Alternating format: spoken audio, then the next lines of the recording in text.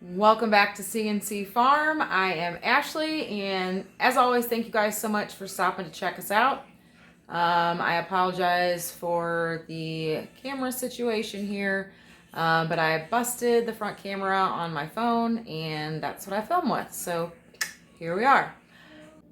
So today I am bringing you guys a super easy and super cheap apple cake. Now, you can always change this up a little bit, and it is made with pie filling, so y'all can use any flavor of pie filling you want for this recipe. This awesome collaboration is also put on by Jamie at Jamie's Country Living. Hi. Oh, hi. You hear him saying hi. He wanted to say hi. Hi. Hi. He had to say hi in his Spider-Man pajamas. So this collaboration is put on by Jamie at Jamie's Country Living. It is #DeliciousDesserts23.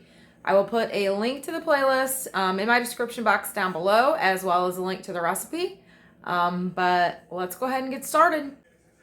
All right, now this recipe can't get much simpler. So what you're going to start with is a prepared 13 by 9 pan. I've got this all greased and ready to go.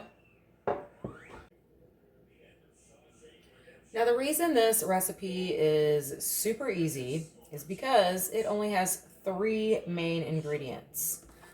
That's going to be a cake mix and your choice of pie filling, along with 4 eggs.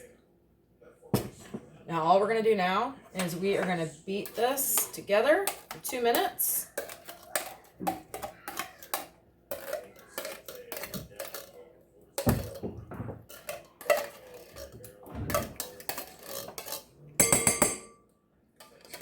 And once we get this all combined and done beating it, then we will pour this into our prepared pan. Now you can use really any type of cake mix with this. Today I'm using a butter recipe cake mix, and we are using apple pie filling, and that is simply because that is what I had. Kind of thinking I might not have used a big enough bowl. But that's all right. All right.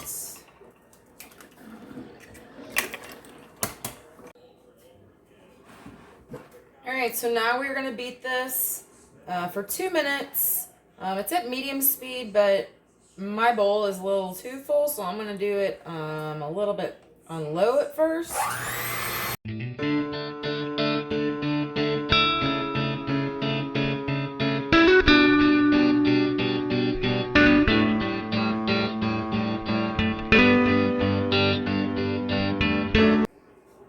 Okay, now that we have this all combined,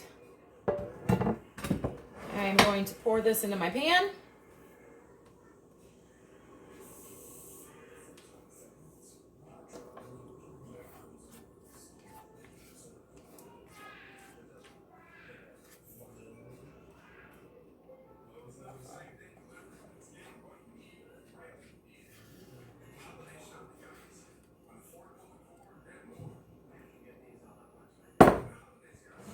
And just kind of spread it around, even it out a little bit.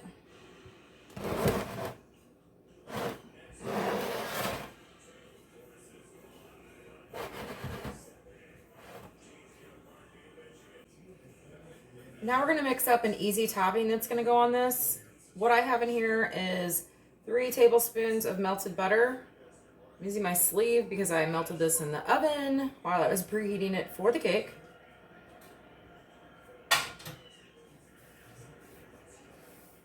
Okay, now you're going to take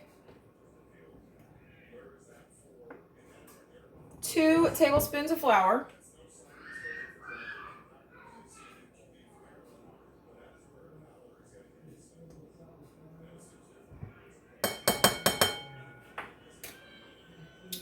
A half a cup of brown sugar.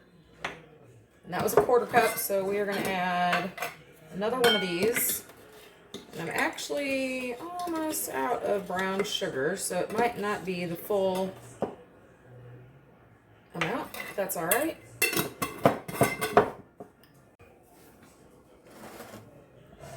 Okay, and now we are going to do a half a cup of white granulated sugar.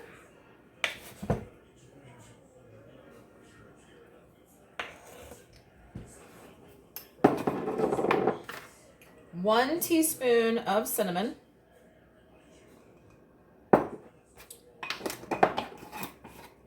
And I'm going to kick it up a notch a little bit, and I'm going to add a half teaspoon of nutmeg as well. And again, you could add whatever spices you wanted. You could add apple pie spice if that's what you're doing. You have lots of options here. So now we're going to go ahead and mix this up.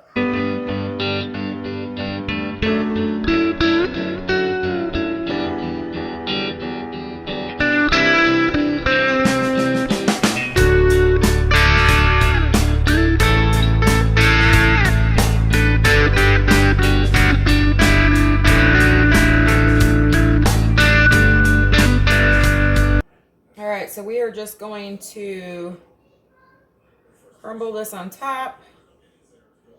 I'm going to kind of like make little lines in it, little design. You don't have to. You can just sprinkle it all on top.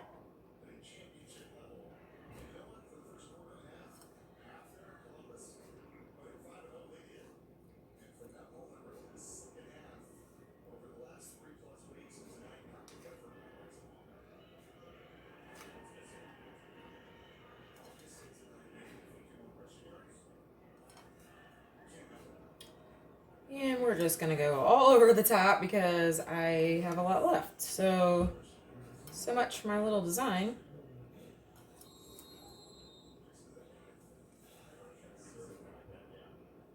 It smells so good, and it has not even been cooked yet. That's a good sign.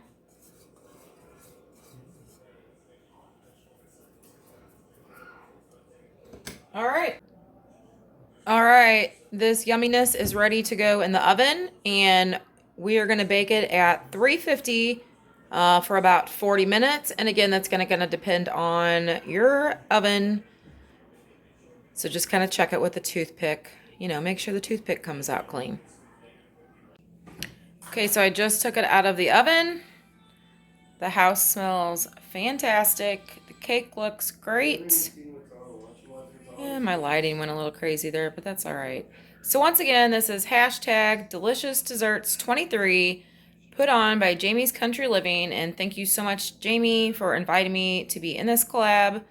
I'm looking forward to all these great desserts. So as always, thank you guys so much for watching. And until next time, everyone have an awesome day. So this is an aftertaste little update here. This was very, very yummy. I will say, as a personal preference, next time I make this, I will kind of swirl the topping in, you know, with a knife to where some of it gets pushed down into the cake batter more. I would definitely do that next time. But that's just a personal preference, just so it's not so just like all crunchy topping. I'd rather have, you know, some of the cinnamon swirl stuff on the inside of the cake as well. But again, like I said, that's just a personal preference. But yes, overall, this was a very good cake.